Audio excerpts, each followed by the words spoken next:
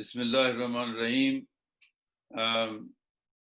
It's a great opportunity for us to talk about legacy of a man who has given so much to Calgary community.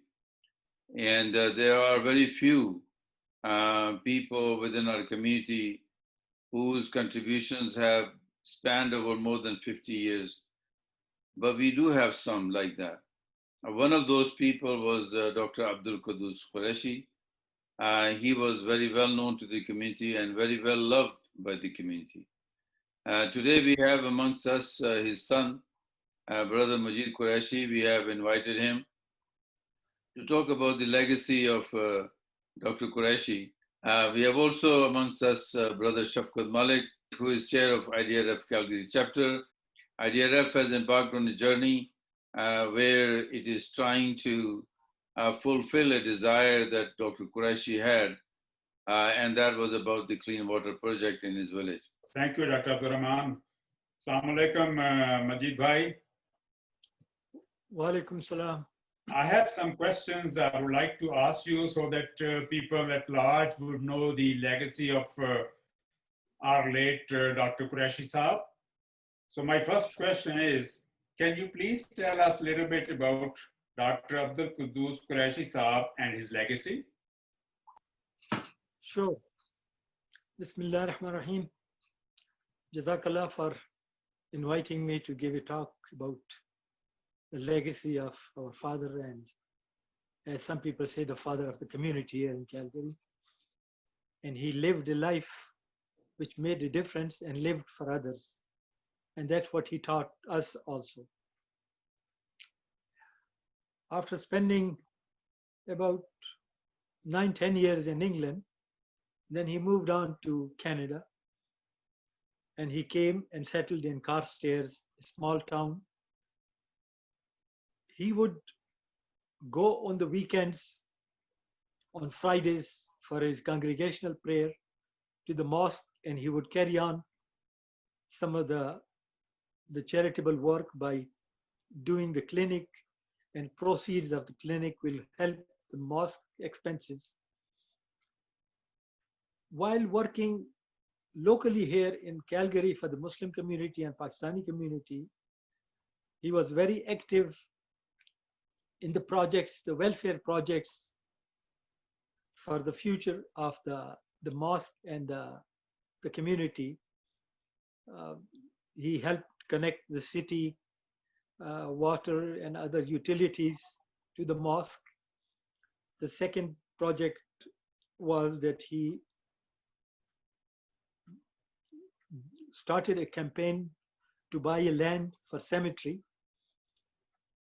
and I was given the work as a foot soldier along with Najah Haj and Rauf Qadri, the other two, one Lebanese brother and one from Pakistani community. We found the land and then did all the legal work, and we started the cemetery.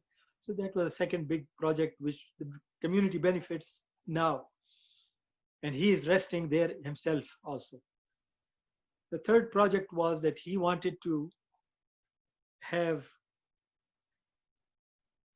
Islamic school for the children of our Muslim community, where they can at least have attachment and learn the basic about their religion and culture and Arabic language and Quran. We started that. Again, I had 2 or 3 other musketeers working with me, Qazi Shoaib Ahmed, Tariq Amin, and Abdurrahman Abbas and Muhammad Rafia from the Lebanese community. They were there to help us also. The fourth project that he could not complete before he departed and left this world was a senior citizen home for the Muslim community in Calgary, with the Islamic environment and with all the facilities of what you can expect in any other normal senior citizen homes, but with a touch of Muslim and Islamic culture and facilities for prayer and food, etc. The fifth project that was very dear to him, and that was way down in his native village, Shaveki, in district Kohat.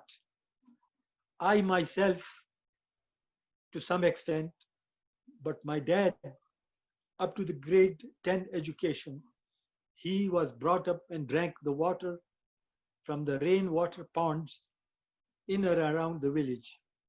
And this time, Dr. Qureshi's intention was to have a permanent solution to that problem.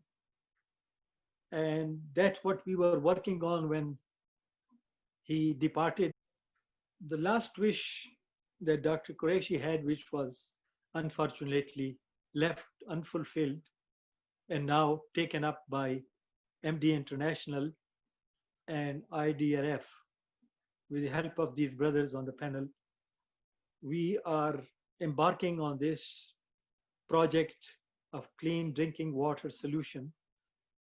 We probably will need 4 or 5 wells all around the village to be conveniently located so that the people can come.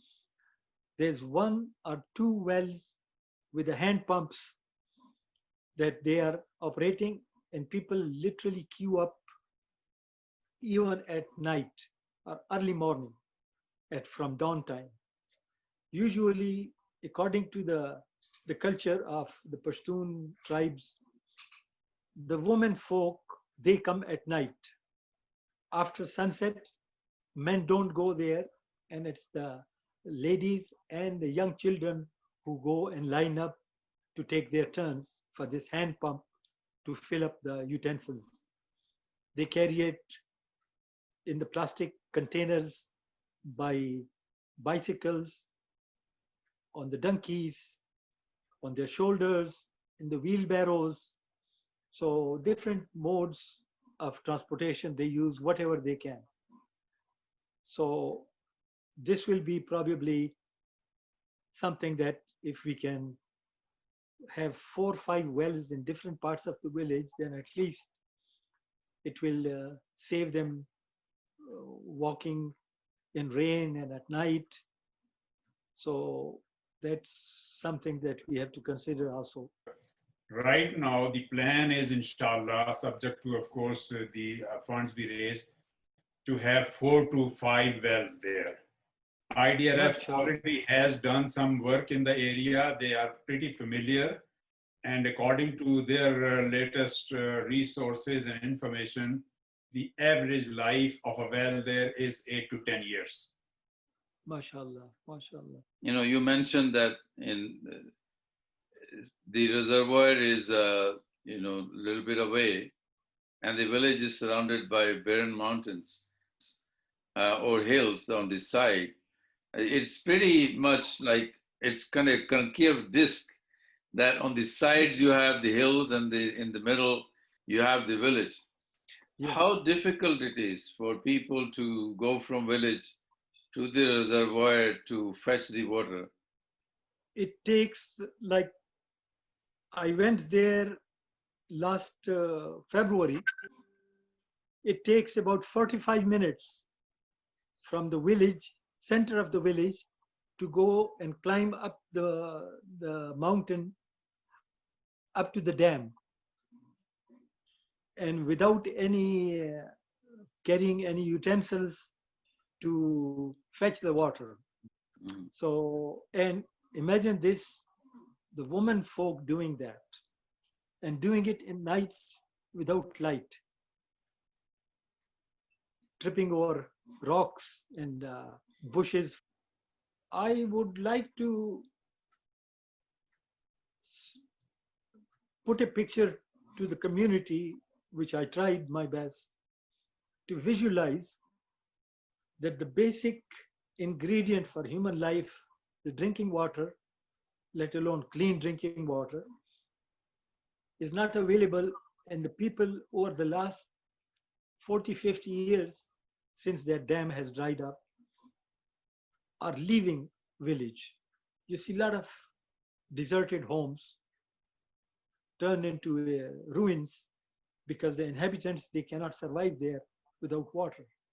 God has given opportunity to come and have a prosperous life, but we should not forget those people. So as Dad was saying that physically I'm in Canada, but my thoughts are with you people. He was addressing some meeting in the village. But I think the important thing and part of his legacy is that he was a physician who spent a lot of time here, and he was the longest serving physician in the rural Alberta. In fact, rural Canada, anywhere. Yeah. And if he could have chosen, he could have taken all the money that he gave to local community and build whatever he wanted to build there. But he primarily focused on people here and tried to help our communities and build the community in many different ways. And I think it's important for us to recognize his sacrifices and to understand that there was a wish that he had that he could not fulfill because he set his priorities here rather than there. And perhaps it's our responsibility to fulfill that legacy and his wish, and we can make a contribution. It can be done. He was one person who gave to so many in the community. Why can't the whole community give something so remarkable that he wanted for his own native village? I think we can do it. Inshallah. Inshallah.